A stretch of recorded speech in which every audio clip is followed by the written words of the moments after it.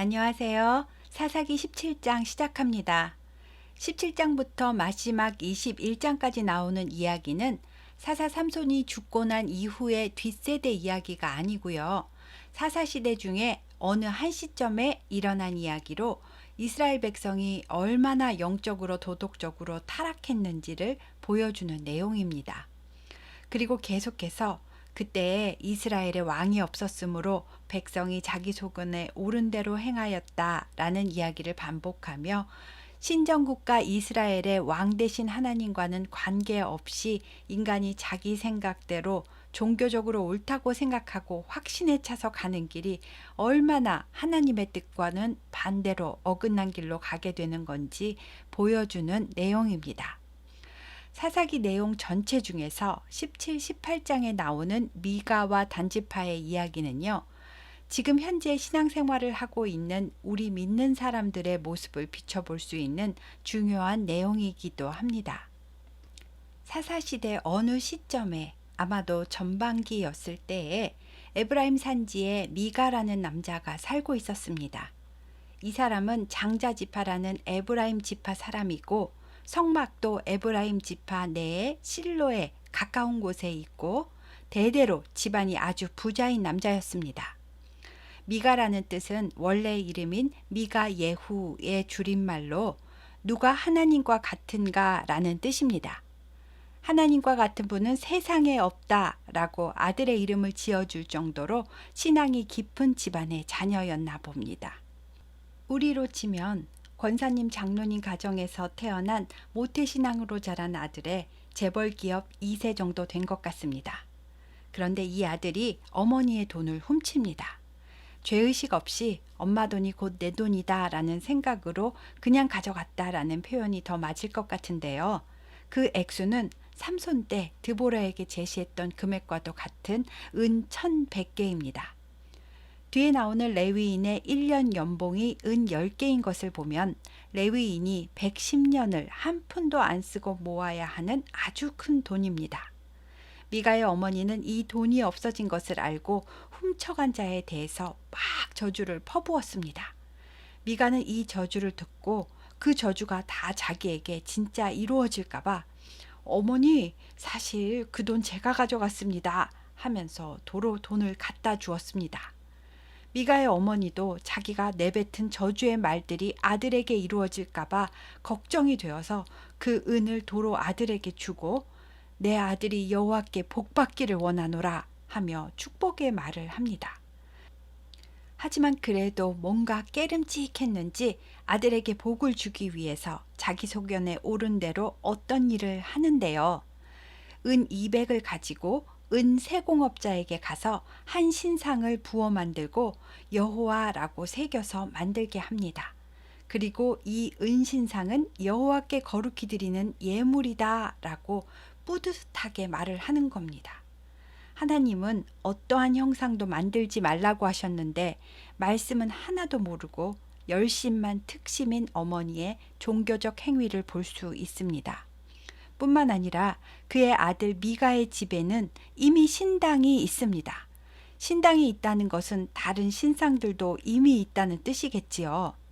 미가는 엄마가 만들어준 신상도 이 신당에 갖다 놓고 그것도 모자라서 에봇과 드라빔을 만들어서 신당에 나란히 모셔놓고 자기 아들 중에 한 명을 제사장으로 세운 다음 너가 이제부터 제사장을 하고 우리 집을 위해서 복을 빌어라 라고 하는 겁니다. 제사장은 레위 지파 중에서도 아론의 직계 자손만 하도록 되어 있는데 이것은 이미 다 무시하고 하나님을 섬기고 제사 드리는 일을 하면 그게 다 제사장이지 뭐가 달라 하는 겁니다.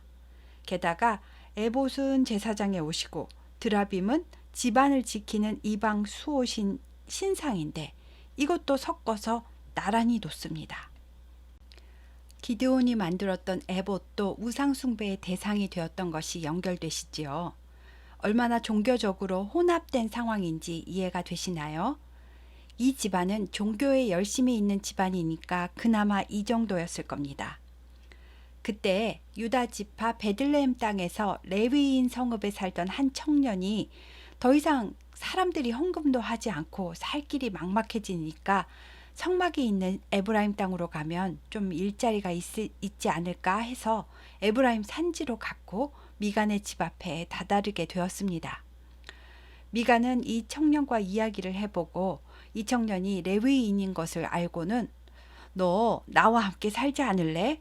나를 위해서 우리 집안의 영적인 아버지와 제사장이 되면 내가 해마다 은 10개와 의복 1벌과 숙식 제공도 다 해줄게 라고 하였습니다. 그 레위인 청년은 그렇게 하기로 하고 그날부터 미가의 집만을 위한 제사장이 됩니다. 이 레위인은 아주 만족스럽게 생각을 했다는데요. 이 청년은 바로 모세의 손자 요나단이었습니다. 모세의 아들 게르솜이 낳은 아이인데요. 바로선 레위인이었다면 제사장은 아론의 직계손만 할 수 있는 겁니다 라고 얘기를 하고 대신에 자기가 하나님의 말씀을 가르쳐주고 예배를 돕겠다고 했어야 합니다. 율법 대표인 모세의 손자가 이 정도라면 다른 레위인들은 어떠했을지 짐작이 되는 장면입니다. 이렇듯 영성은 유전되는 것이 아닙니다. 몇 대째 믿는 집안이다 라는 것도 물론 귀하지만 진짜 말씀대로 믿고 있는지 언제나 자신을 살펴야 합니다. 미가는 확신에 차서 레위인이 내 제사장이 되었으니 이제 여호와께서 내게 복을 주실 줄 아노라 라고 말했습니다. 자기가 하는 모든 종교적인 행위가 자신이 복을 받기 위해서 자기 나름대로 열심을 내고 만족하며 확신에 차서 주께서 다 이루어 주실 줄 믿습니다. 아멘, 할렐루야 하는 겁니다. 어쨌든 자기는 시간과 돈과 열심을 하나님을 위해서 썼으니까 자기가 원하는 복을 받는 게 마땅하다고 생각하는 겁니다. 하지만 성경은 하나님 말씀대로 살아야만 복을 받는다고 누누이 말하고 있습니다. 그런데 그렇게도 복을 받기 원하는 대부분의 사람들은요, 신기하게도 성경 말씀은 가볍게 여깁니다. 우리는 예배를 미래의 복을 받기 위해서 드리는 것이 아니고요. 구원의 복을 이미 받아 하나님 백성이 되었기 때문에 감사해서 하나님 말씀대로 하나님의 방식대로 하나님께 나아가서 예배하는 겁니다. 미가처럼 자기 집에 예배당, 제사장 다 만들어 놓고 자기 식대로 예배를 드려도 하나님이 그냥 다 예배로 인정해 주시고 다 받아주시는 것이 아닙니다. 하나님은 가인의 예배도 안 받으셨고요. 나답과 아비후는 성전 안에서 예배를 드렸어도 다른 불로 예배 드리다 죽었다는 것을 기억하시기 바랍니다. 아무튼 모세의 손자 요나단이 미가의 집 개인 제사장 역할을 하고 있던 그때에 단지파는 그때 거주할 기업의 땅을 구하는 중이었답니다. 기업을 분배받기는 받았는데요. 그 땅에 원래 살고 있었던 아모리 족속을 단지파가 다 몰아내지 못했기 때문에 인구수가 많았던 단지파는 거주지를 이주할 계획을 세우고 어디 다른 데 좋은 땅이 없는지 정탐할 사람 5명을 세워서 파견합니다. 그 5명의 정탐꾼들이 지나가는 길에 미가의 집이 있었던 겁니다. 정탐꾼들이 미가의 집에서 하룻밤을 유숙하게 되었고 미가의 집 제사장 레위 청년이 하나님께 예배하는 음성을 들었습니다. 정탐꾼들은 레위 청년이 미가의 집 제사장임을 알고 자기들의 가는 길이 형통한지 하나님께 물어봐 달라고 합니다. 마치 무당에게 묻는 것과 같이 말입니다. 제사장은 평안히 가라. 너희가 가는 길은 여호와 앞에 있느니라 라고 대답했습니다. 하나님께 기도해 보았다. 하나님이 말씀하셨다. 뭐 이런 말도 없고 즉시 자기가 대답을 합니다. 엄밀히 말하면 요나단 제사장은 하나님의 기름 부음이 없는 가짜 제사장입니다. 하나님이 주신 기업을 버리고 하나님의 뜻에서 벗어나 다른 길로 가려는 단지파 사람들에게 하나님께서 평탄한 길을 열어주실 거라고 복을 빌어주는 말을 하는 거짓 제사장의 모습입니다. 5명의 정탐꾼은 기쁜 마음으로 길을 떠났고 이스라엘 최북단 헬몬산 밑에 라이스라는 곳에 도착했습니다. 라이스는 시돈의 지배를 받고 있었지만 워낙 산지라서 시돈 사람들은 별 간섭을 하지를 않았고 지리적인 특성 때문에 군사적 방어를 거의 하지 않고 그냥 평안하고 안전하게 살고 있었나 봅니다. 정탐꾼들은 소라와 에스다올에 돌아가서 라이스라는 땅이 우리가 살기에 딱 좋더라 하고 보고를 하면서 심지어 하나님이 그 땅을 우리 손에 넘겨주셨다라고 자신있게 말을 합니다. 아마도 미가의 집 제사장의 말 때문에 더 확신을 가진 것 같습니다. 단지파는 즉시 특공대 600명을 조직해서 무기를 주고 라이스를 점령하고 오라고 보냅니다. 정탐꾼 5명도 함께 갔고 이번에도 미가의 집을 지나게 되었습니다. 5명의 정탐꾼은 이 집에 에봇과 드라빔과 신상들이 있다 라고 알려주고 미가의 집으로 들어가서 새긴 신상과 에봇과 드라빔과 부어 만든 신상을 가지고 약탈해 가지고 나옵니다. 레위 청년 즉 미가의 제사장이 그걸 보고 아니 지금 뭐 하시는 겁니까? 라고 물었고 단지파 사람들은 잠잠하라. 내 손을 입에 대라. 우리와 함께 가서 우리 아버지와 제사장이 되어라. 네가 한 사람의 집의 제사장이 되는 것과 이스라엘의 한 지파 한쪽 속의 제사장이 되는 것 중에서 어느 것이 더 낫겠느냐? 라고 묻습니다. 내 손을 입에 대라는 말은 그 입 다물라 또는 닥쳐라 라는 말이고요. 우리 따라오면 개인 집 가정 목회하는 게 아니고 대형 교회 담임 목사 되는 건데 생각해봐 어느 게 낫겠어? 라고 하는 겁니다. 레위 제사장은 주저없이 마음에 기뻐하며 따라 나섰답니다. 600명의 군사들은 시중 두는 어린 아이들과 군량미를 실은 가축과 값진 물건들을 자기들보다 앞세우고 길을 떠났습니다. 미가의 제사장과 신상들도 아마 앞세웠을 겁니다. 왜냐하면 미가가 사람들을 모아서 뒤늦게라도 추격해 올 것을 알았기 때문입니다. 뒤늦게 이 사실을 안 미가는 마을 사람들을 모아가지고 추격해 왔고 왜 내가 만든 신들과 제사장을 뺏어가느냐 하고 단지파에게 항의를 합니다. 이때 미가는 자기가 만든 신들이라는 표현을 씁니다. 단지파는 소란 피우지 말고 돌아가지. 우리 화나면 너네만 다쳐. 다 죽을 수도 있는데 어떻게 한번 해볼 거야? 하는 겁니다. 미가는 600명의 군사와 맞설 힘은 없었기 때문에 할 수 없이 그냥 집으로 돌아올 수밖에 없었답니다. 단지파는 올라가서 순박하고 평화롭게 살고 있는 라이스 주민을 칼날로 쳐서 다 멸하고 그 도시를 빼앗고 라이스가 아니라 단이라고 아예 이름을 바꿔버렸습니다. 단 자손은 이곳에 이주해서 살면서 자기들을 위해서 약탈해온 그 새긴 신상을 세웠고 모세의 손자요 게르솜의 아들인 요나단과 요나단의 자손들은 대대로 단지파의 제사장이 됩니다.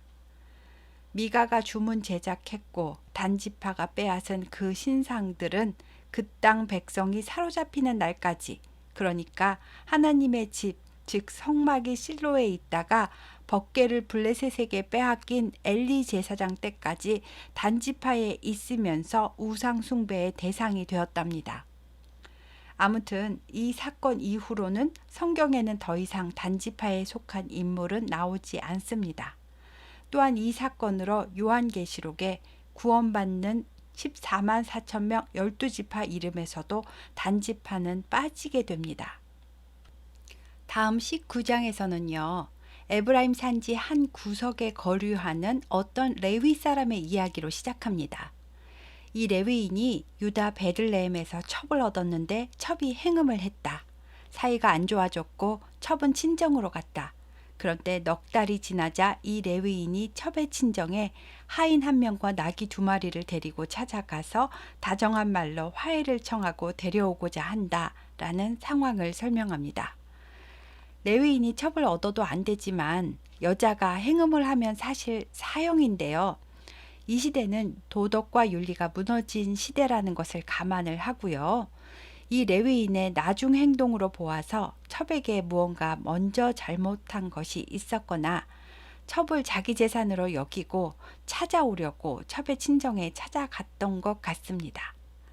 첩의 아버지는 마음이 불안했는지 며칠 동안을 식사와 술을 대접하며 사위에게 자고 가라고 권합니다. 닷새째가 되던 날 오후에 레위인은 첩을 데리고 길을 떠나게 되었고 여부스 즉 예루살렘에 가까이 왔을 때 해가 지려고 날이 어둑해졌습니다. 종이 여부수성에 들어가서 하룻밤을 유숙하자고 청하였지만 레위인은 이곳은 이스라엘에 속하지 않은 이방 사람의 성읍이니까 안 돼. 거룩한 민족이 사는 기브아까지 나가야지 라고 합니다. 가나안 정복 전쟁 때 여호수아가 여부스 왕을 죽였었지만 그 족속과 그 땅을 완전히 정복하지는 못했나 봅니다. 기브아는 예루살렘에서 약 6km 정도 떨어져 있는 베냐민 지파의 성읍이었습니다. 기브아에 도착하니까 해는 벌써 져서 어두워졌고 유숙할 곳을 찾기 위해서 넓은 거리에 앉아들 있었습니다. 이스라엘은 나그네를 사랑하고 대접하라는 율법과 문화가 있었기 때문에 이렇게 앉아 있으면 누군가가 보고 자기 집으로 데리고 가서 대접을 하는 겁니다. 하지만 아무도 이들을 보고도 자기 집으로 영접하여 데리고 가는 사람이 없었답니다. 그만큼 사람들이 강팍해져 있음을 암시하는 겁니다. 저녁 때 한 노인이 밭에서 일을 하고 돌아오는 길에 이 레위인 일행을 보게 되었습니다. 이 노인은 레위인과 같은 에브라임 산지에 살던 사람이었습니다. 노인은 레위인에게 거리에서 유숙하는 것은 위험하다는 것을 암시해주며 자기 집으로 안내합니다. 함께 저녁을 먹고 씻고 자려고 할 그때에 기브아 성읍의 불량배들이 노인의 집에 쳐들어옵니다. 불량배들은 소돔 고모라 때처럼 레위인을 내놓으라고 융간하겠다고 하는 겁니다. 노인은 레위인을 보호하려고 궁여지책으로 자기 딸과 첩을 대신 내줄 테니까 맘대로 하라고 합니다. 자기 집에 들어온 손님을 보호하는 풍습과 책임이 있어서 그랬다지만 이 당시 여자는 손님의 첩이든 자기 딸이든 물건처럼 취급당하는 모습을 볼 수 있습니다. 하나님은 약자와 여성을 보호하시는 분이기 때문에 이들의 행동은 하나님의 뜻과는 아무런 상관이 없습니다.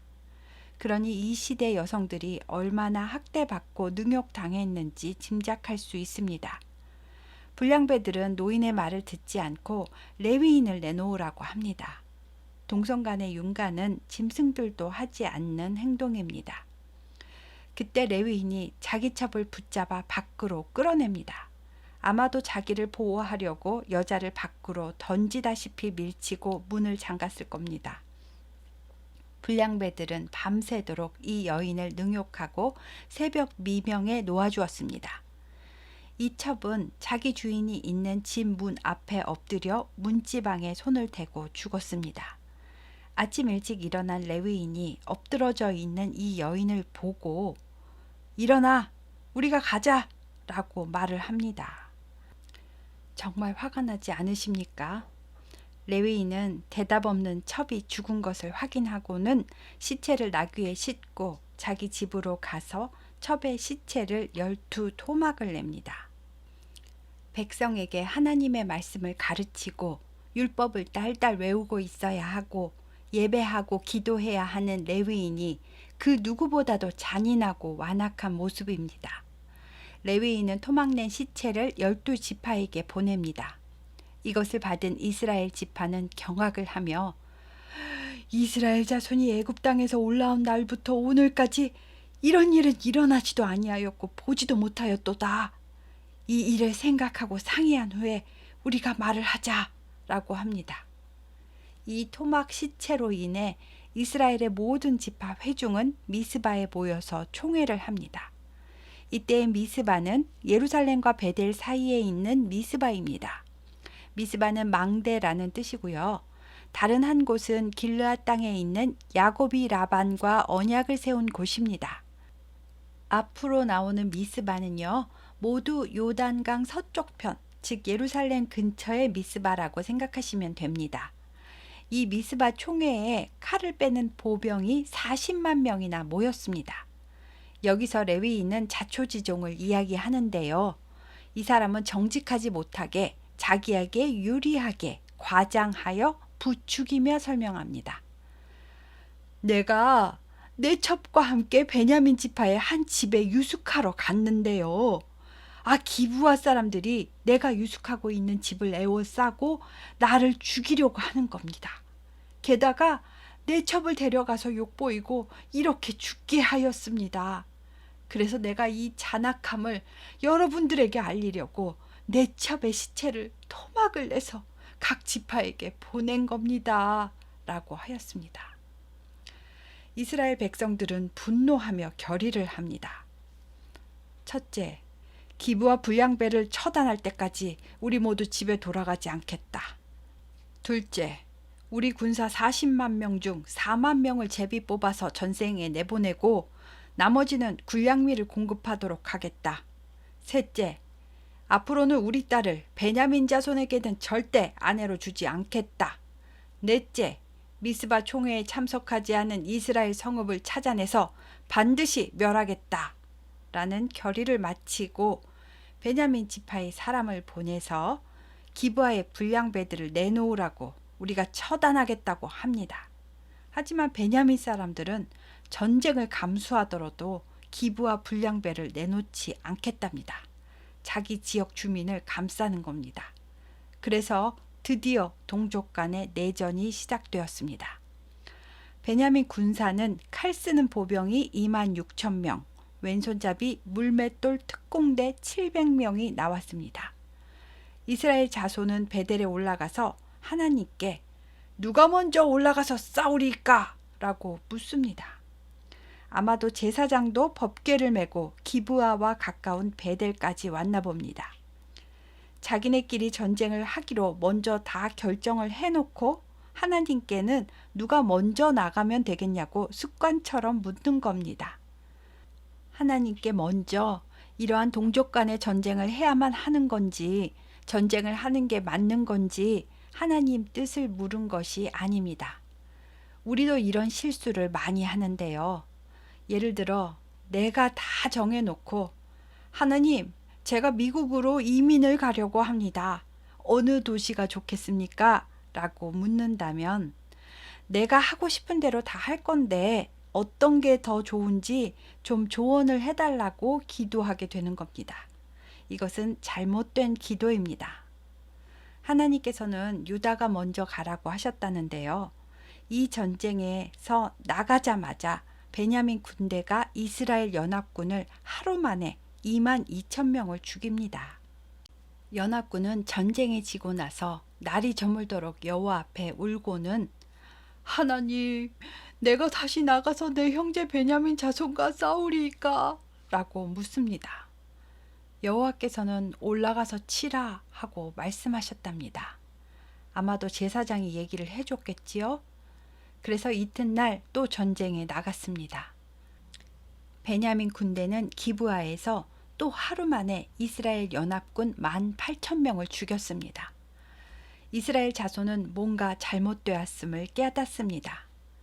모든 백성은 베델에 올라가서 울고 금식하고 번제와 화목제를 드리고 하나님께 다시 묻습니다. 이때 제사장은 아론의 손자 엘르아살의 아들 비느하스가 법궤를 모시고 섰답니다. 그러니까 이때는 사사기 초기 시대였음을 알 수 있습니다. 기도의 내용이 제대로 바뀌었습니다. 하나님, 우리가 다시 나아가서 내 형제 베냐민과 싸울까요? 싸우지 말까요? 라고 묻습니다. 하나님께서 올라가라. 내일은 내가 그를 내 손에 넘겨주리라 하셨습니다. 셋째 날 전쟁에서는 아이성 전투 때처럼 매복군을 숨겨놓고 처음에 좀 싸우는 척 하다가 막 도망을 칩니다. 이미 2번의 대승을 거둔 베냐민은 이번에야말로 끝장을 내버리겠다며 자신만만하게 우르르 다 쫓아나왔고 복병의 신호를 받고 그 사이 기브아 성 안으로 돌격하여 남녀노소 가축까지 다 죽이고 불태웁니다.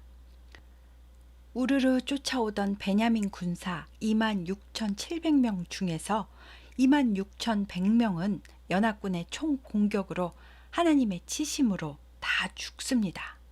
그리고 이제 베냐민 사람은 남자 군사 600명만 살아남았습니다. 이스라엘 연합군은 베냐민 지파 다른 성읍들도 다 불사르고 사람은 물론 가축까지 이방인 성읍을 멸하듯이 닥치는 대로 다 죽였답니다. 베냐민 생존자 600명은 광야의 림몬 바위 있는 곳에서 넉 달 동안 숨어 지냅니다. 전쟁에 이겼는데 이긴 게 아닙니다. 같은 민족끼리 싸우고 자기 나라 백성이 6만 5천 명 이상이나 죽었다면 오히려 이방 민족이 기뻐할 일입니다. 이야, 하나님 백성들이 자기네끼리 막 싸우고 죽인다. 아, 왜 그런데? 여자 하나 죽였다고 그러는 거래. 와, 그래 놓고 지들은 거룩한 백성이란다. 2번만 거룩했다가는 아무도 안 남아나겠다 야 하면서 비웃지 않았을까요? 이스라엘 연합군이 정신을 차리고 보니까 이렇게 많은 자국민을 죽일 일이었나 싶었나 봅니다. 한 지파가 씨가 말라서 사라질 위기에 처한 것을 깨닫고는 다시 베델에서 울면서 번제와 화목제를 드립니다. 어쨌든 그래도 베냐민 지파를 다시 회복을 시켜야겠다고 생각은 했는데 생존자 600명에게 자기네 딸을 아내로 주지 않겠다고 결의를 했기 때문에 다른 방법을 찾던 중 야베스 길르앗 성읍이 미스바 총회에 나오지 않은 것을 알았습니다. 이곳은 요단강 동편에 있는 성읍입니다. 미스바 총회 결의 때 총회에 참석하지 않은 성읍은 찾아서 반드시 죽인다고 했었기 때문에 이곳에 군사 12,000명을 보내서 야베스 길르앗 주민을 몰살시켜 버립니다. 단 어린 소녀들 400명만 살렸습니다. 베냐민 지파에게 신부로 삼게 주어서 자손을 낳게 하려는 겁니다. 자기네가 저지른 문제를 해결하려고 또 다른 자기 백성을 학살하는 이 모습이 정말로 기가 찰 일입니다. 법궤는 실로 성막으로 왔고요. 연합군도 실로에 진영을 칩니다. 사로잡은 야베스 길르앗 소녀 400명도 실로로 데리고 왔습니다. 하지만 베냐민 생존자는 600명이니까 아직도 200명이 부족합니다. 림몬 바위에 있는 600명에게 평화를 공포하고 이 사람들도 실로로 내려오게 합니다. 실로에는 성막이 있잖아요. 여기서 매년 여호와의 명절을 지키잖아요. 지금이 바로 그때였습니다. 실로의 여자들은 행사를 위해서 포도도 따고 춤도 추고 즐겁게 축제 준비를 하는데요. 이스라엘 자손은 베냐민 자손에게 가서 포도원에 숨었다가 실로 여자들이 춤추러 나올 때 각각 하나씩 200명을 붙들어서 보쌈에다가 아내로 삼고 니네 베냐민 땅으로 돌아가라 라고 명령을 했습니다. 만약에 그 처녀의 아버지나 형제가 와서 항의를 하면 우리가 다 알아서 해결하겠다 라고 합니다. 이것은 국가 지도자들이 주도하여 무고한 국민에게 악을 행하는 끔찍한 납치 강간 범죄입니다. 그것도 여호와의 명절을 지키러 올라가는, 그러니까 우리로 치면 절기 특별 예배 특순 연습하는 어린 자매들을 200명을 납치해서 자기 집에 데려가 강간을 하고 평생을 강간한 남자의 아이를 낳고 살게 하라는 겁니다. 이것도 물론 하나님 뜻은 절대 아니고요. 자기네들 식대로 악을 악으로 해결하는 방식입니다.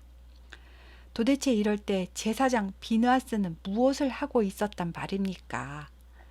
비느하스가 살아 있었을 때라면 여호수아가 죽은 지 얼마 되지 않았을 시기인데 말입니다. 베냐민 사람 600명은 부모 형제 다 죽이고 잡아온 여자 400명과 납치한 여자 200명을 데리고 자기 지파 땅으로 가서 성읍을 건축하고 자손을 이어갑니다. 저항할 수 없어서 받아들였겠지만 이 여인들은 얼마나 큰 공포와 고통 속에 가정생활을 시작했을지 짐작할 수 있습니다. 이렇게 사사기가 다 끝나고 마지막 장 마지막 절에는요, 변명을 하듯이 이스라엘 백성들이 왜 이렇게 이 모양이 됐느냐면은 그때 이스라엘에 왕이 없었기 때문에 사람들이 각자 자기 소견에 옳은 대로 행했기 때문이야 라고 얘기를 하고 끝을 맺습니다. 사사기 하면 용사, 기드온, 삼손, 영웅 이런 단어만 생각나신다면 사사기를 한 10% 정도만 이해하신 겁니다. 사사기는 택함 받은 백성이라도 그 속에 하나님의 말씀이 없으면, 그 말씀을 제대로 가르치는 리더가 없으면 믿는 자들도 이렇게 영적으로 도덕적으로 엄청나게 타락하게 된다라는 것을 보여주는 책입니다. 12명의 사사 중에 본받고 싶은 사사는 한 명도 없습니다. 특히 말씀을 가르쳐야 할 레위인과 제사장이 자기 직무를 등한시할 때 자기도 망하고 성도도 망하는 영적 무지의 혼란 상태가 된다는 것을 뼈아프게 깨우쳐주기 위한 경고의 책입니다. 그럼에도 불구하고 하나님은 이 오합지졸 인간들을 위해 진정한 우리의 왕 예수 그리스도를 보내실 준비를 해주셨고, 그 전에 예수 그리스도의 그림자가 될 마음에 합한 인간 왕 다윗을 세우십니다. 사사기는 이제 다 끝났습니다. 사사기에 12명의 사사만 나와 있다고 이스라엘의 사사가 딱 12명만 있었던 것은 아니고요. 아마도 여기저기 보이지는 않지만 사사의 역할을 한 숨은 리더들이 있었을 겁니다. 그리고 성경은 사무엘이 마지막 사사다라고 말하고 있습니다. 다음 시간에도 사사 시대에 일어난 일 중에 하나인 룻기서에 들어갈 건데요. 룻기는 이 영적인 혼란 시기인 사사 시대에도 하나님의 은혜와 사랑을 경험하는 사람들이 있었고, 하나님께서 하나님을 경외하는 이들을 여전히 지키시고 보호하고 계심을 알 수 있는 소망의 내용입니다. 지금까지 사사기 들어주셔서 감사합니다.